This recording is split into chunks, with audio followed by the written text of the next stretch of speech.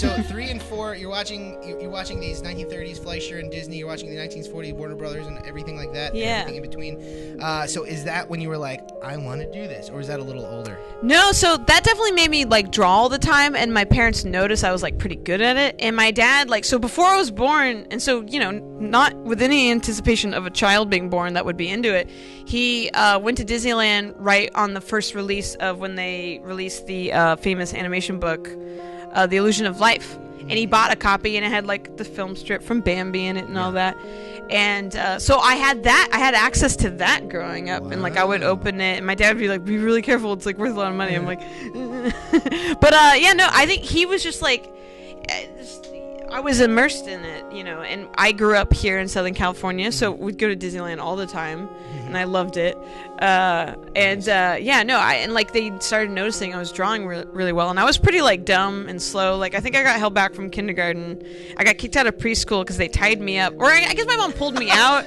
I was so rowdy. I love it. This is great. I got kicked out of. They tied you up because you were that out of control. I would not participate in nap time. I would just be like bouncing off the walls, like screaming and running around. That makes sense. Yeah, they tied me up. So I think my mom pulled me out of preschool when she found that out. How did they tie you up?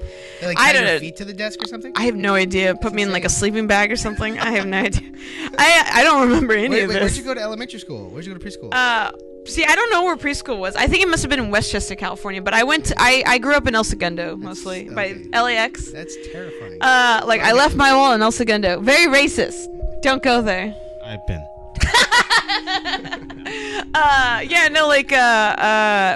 I remember, like, so you know what it was? So, okay, I there was a year off where I should have been in preschool, so then my mom like enrolled me in those like summer like they would have classes at the local park. Yeah, sure. The rec center or something. And so I got kicked out of ballet, I got kicked out of tap, I got kicked out of the cooking class. You're just a badass. It was That's like, great. and it was like a bad pattern. Like, oh, this is a problem child. Like she's not very bright, and I couldn't read that well. I was dyslexic, or still am, but I'm better now. Yeah, no, there you go. Yeah, but so that's what happened. So then she enrolled me in drawing class, and then I blew everyone away. Wow. Like, and I would be quiet. I would sit and draw. Wow, for the first time ever. Yeah, that's what they figured out. Like, that's how you shut her up. What age did you go to drawing class? Oh, I think it was 4. It was before kindergarten, 4 or 5. So you did all those other things within like that span? Yeah, I think it was just because like I was not in preschool, so then she like, found yeah, and then I think I think it's like everyone my age, which you'll have to just guess what it is. I'm not gonna tell you. All my like they all graduated a year above me. Like I should have been in their year, so I was like a year back. Gotcha. It's okay to be dumb. Age is just a number anyway, right? Ageism. So you were like an amazing artist as young as like 4. You were just always like the one that stood out. No, definitely. Like especially in my school, I was like one of 2 artists, but I was definitely the most prolific artist. As a kid, what did you draw as a little kid?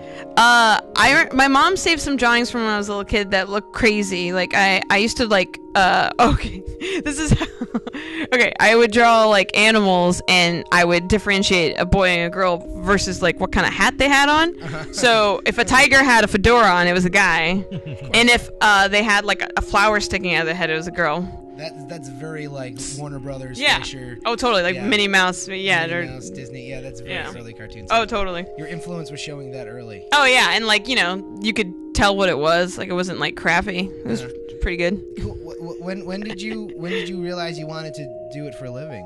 Oh, okay, that came like a million years later. Oh wow, so we're skipping a lot of time. Okay, before we get there, in the middle, like between that time, what were some of the favorite things that you watched and influenced you? Oh yeah, so I mean, I'm a Nicktoons kid.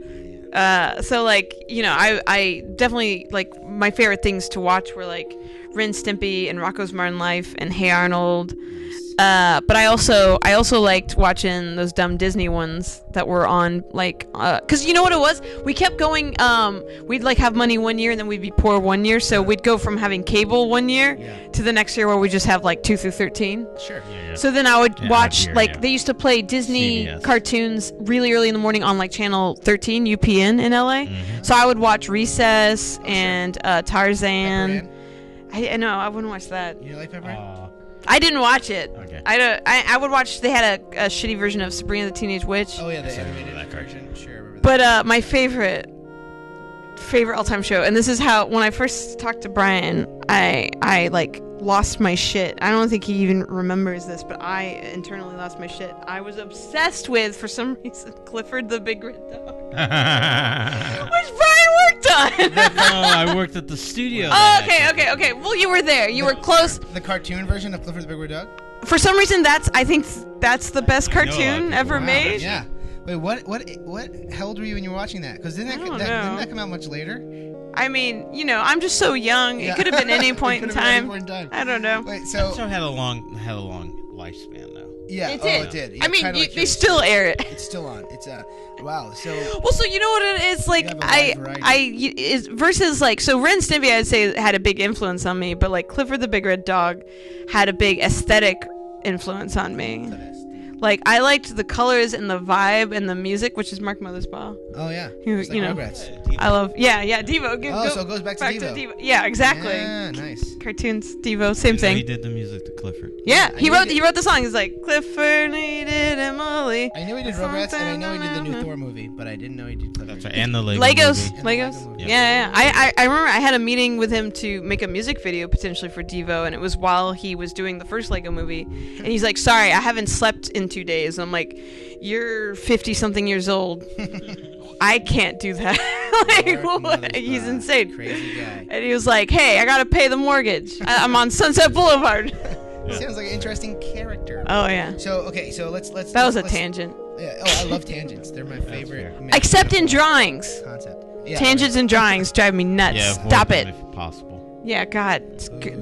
Just don't do it. Also a drawing lesson for you guys right now. Just don't do it. Tangents and conversations, good. Tangents and drawings, bad. Yeah. Okay. Okay, so all that stuff influenced you while you were growing up, and now let's get back to when did you realize you wanted to do it as a career? Oh God. When did you say? Okay, it's complicated. Okay. I went back and forth. Okay, so this is the other thing. My other greatest love in life is music. Cool. And my dream was to be a rock star. That was like my main dream. Mm-hmm. Like, we lived in the years of like VH1 and MTV and having music videos, multi-million-dollar music videos, and that was like the coolest thing in the world, and I wanted to do that so bad. That's all I wanted besides drawing. But I wanted to combine them.